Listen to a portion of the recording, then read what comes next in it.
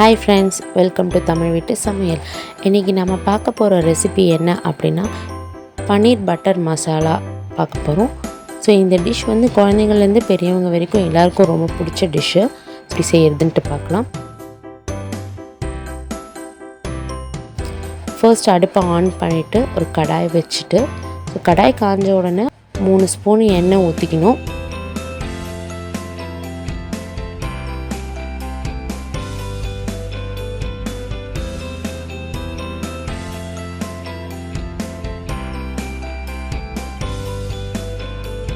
அதுக்கப்புறம் 1 tablespoon butter போட்டுக்கணும். ஓகேங்களா? ஸோ இந்த பட்டர் வந்து ஸ்டார்டிங்லேயே போடுறதுனால அந்த பட்டரோட ஃப்ளேவர் வந்து நல்லா நம்மளுக்கு அந்த எண்ணெயோடு மிக்ஸ் ஆகிட்டு நல்லா கிடைக்கும். ஸோ பட்டர் வந்து கொஞ்சம் நல்லா உருகுனதுக்கப்புறமா இப்போ வந்து இதில் நறுக்கி வச்ச வெங்காயத்தை ஆட் பண்ணிக்கலாம். வெங்காயம் எப்படி கட் பண்ணியிருக்கணும் பார்த்திங்கன்னா மெலிசாக நீட்டாக கட் பண்ணியிருக்கணும் நீல வாக்கில். ஸோ மெலிசாக நீட்டாக கட் பண்ணியிருக்கணும். வெங்காயம் 2 பெரிய வெங்காயம் எடுத்திருக்கேன். இந்த வெங்காயத்தை வந்து இந்த பட்டரில் ஆட் பண்ணி நல்லா கலந்து விட்டுக்கணும்.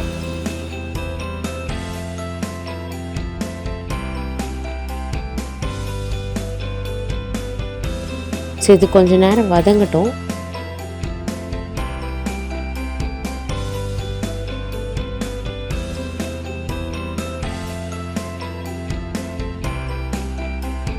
கொஞ்சம் அந்த வெங்காயம் எல்லாமே வந்து அந்த டிரான்ஸ்பரன்சியாக வந்த பிறகு 4 துண்டு இஞ்சியும் ஒரு 10 பல்லு பூண்டும் சேர்த்துருக்கேன்.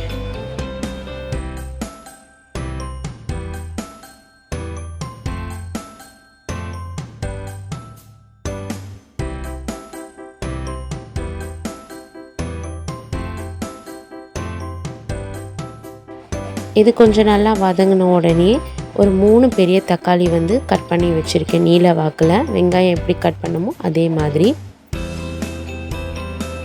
தக்காளி ஆட் பண்ணிக்கலாம்.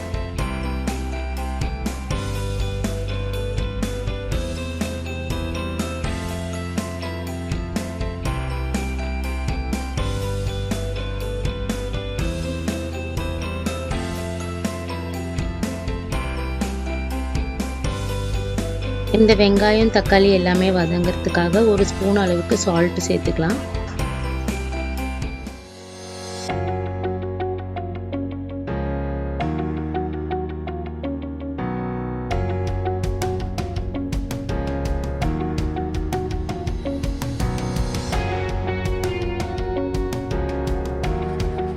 அதுக்கப்புறம் இதை ஒரு மூடி போட்டு ஒரு 2 மினிட்ஸ் அப்படியே வேக விடுங்க.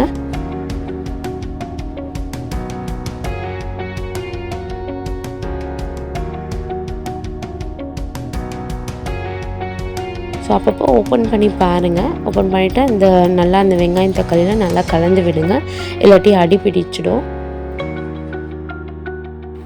இப்போ அந்த வெங்காயம் தக்காளி எல்லாம் நல்லா வதங்கின பிறகு ஒரு 12 முந்திரி சேர்த்துருக்கேன்.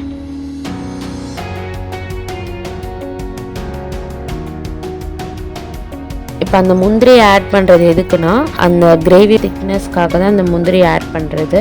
ஸோ இதை வந்து இந்த பட்டர்லேயே வந்து கொஞ்சம் நல்லா வதங்க விடணும். ஸோ அப்போ தான் நல்லா இருக்கும். இது எல்லாமே நல்லா ஒரு கிளறி விட்டுட்டு அதுக்கப்புறம் இது எல்லாமே வந்து ஒரு தட்டில் வந்து ட்ரான்ஸ்ஃபர் பண்ணிவிட்டு இதை வந்து ஆற விடணும் கொஞ்சம் நேரம். ஆறினதுக்கப்புறமா இதை மிக்ஸி ஜாரில் போட்டு கிரைண்ட் பண்ணி எடுத்துக்கணும்.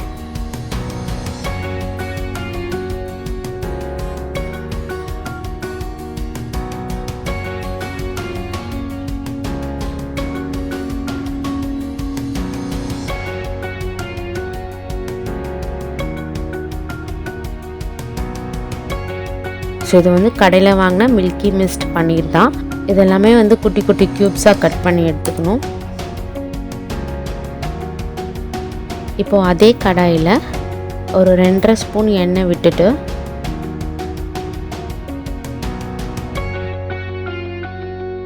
இதில் ஒரு 4 டீஸ்பூன் அளவுக்கு பட்டர் சேர்த்துக்கணும். இப்போது இதில் பட்டர் கொஞ்சம் ஜாஸ்தியாக இருந்தால் தான் அந்த கிரேவிக்கு நல்லா இருக்கும்.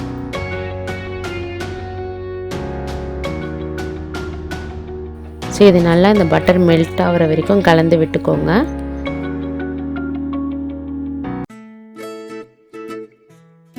ஸோ கொஞ்சம் பட்டர் மெல்ட் ஆன உடனே இதில் 2 துண்டு பிரிஞ்சி இலையும், ஒரு துண்டு பட்டை, ஒரு 3 ஏலக்காய்,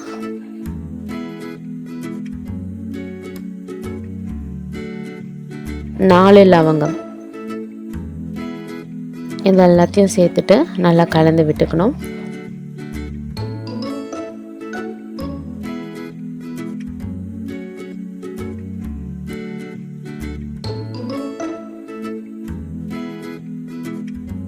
இப்போ இதில் ஒரு பெரிய வெங்காயம் தனியாக நறுக்கி வச்சுக்கணும், குட்டி குட்டியாக இதில் சேர்த்துக்கணும்.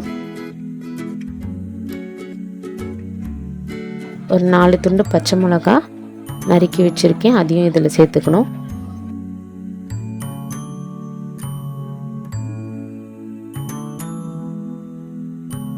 இது நல்லா கலந்து விட்டுட்டு இந்த வெங்காயம்லாம் கொஞ்சம் நல்லா வதங்கணும்.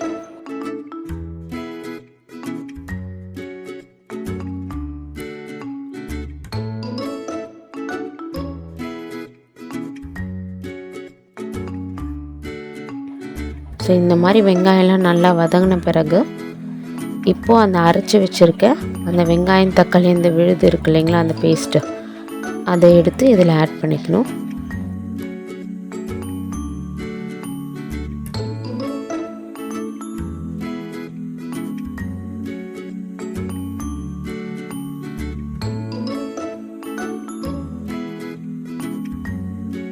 தண்ணி ஆட் பண்ணிக்கோங்க, இது ரொம்ப திக்காக இருக்கும்.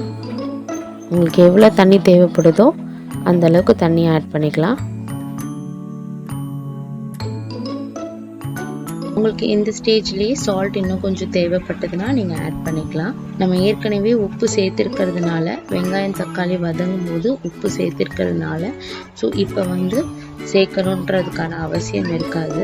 உங்களுக்கு தேவைப்பட்டதுன்னா நீங்கள் சேர்த்துக்கோங்க. 1/2 ஸ்பூன் சர்க்கரை, அதுக்கப்புறம் 1/2 ஸ்பூன் மஞ்சத்தூள், ஒரு 1/2 ஸ்பூன் தனி மிளகாய் தூள், 1 ஸ்பூன் தனியாத்தூள், 1/2 ஸ்பூன் கரம் மசாலா தூள், 1/2 ஸ்பூன் சீரகத்தூள், இது எல்லாத்தையும் நல்லா சேர்த்துட்டு நல்லா கலந்து விட்டுக்கணும் இந்த கிரேவியில்.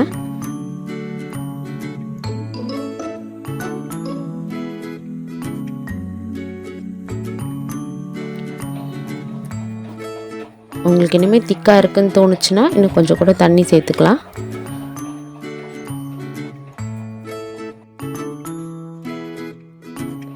ஸோ இதை ஒரு மூடி போட்டுட்டு 2 நிமிஷத்துக்கு நல்லா கொதிக்கிட்டோம். கொஞ்சம் நேரம் கழித்து பார்த்தோம் அப்படின்னா கொஞ்சம் நல்லா பபிள்ஸ் வந்திருக்கும். இந்த ஸ்டேஜில் இந்த பன்னீரெல்லாம் சேர்த்துட்டு நல்லா கலந்து விட்டுக்கணும். ஸோ பன்னீர் ஒன்றுன்னா கொஞ்சம் தனித்தனியாக போட்டு விடுங்க. ஸோ இந்த பன்னீர் நீங்கள் இப்படியுமே போடலாம், அப்படின்னா லைட்டாக நெய்யிலையோ இல்லை பட்டர்லேயோ ஃப்ரை பண்ணிவிட்டு அதுக்கப்புறமா கூட நீங்கள் இதில் சேர்த்துக்கலாம். நான் அப்படியே ப்ளைனாக தான் சேர்த்துருக்கேன்.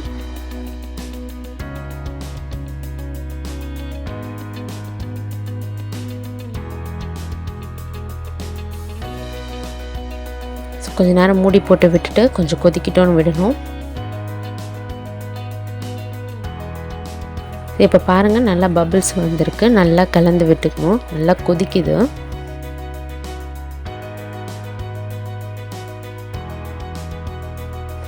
ஸோ இது கரெக்டான ஸ்டேஜு.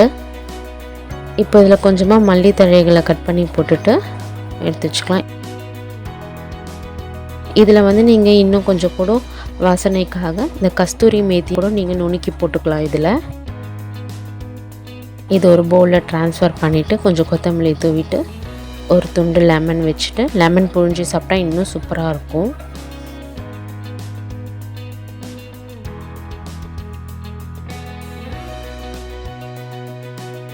ஒரு துண்டு லெமனும் ஒரு சின்ன துண்டு பட்டரும் இதில் வச்சுக்கலாம் கார்னிஷிங்காக.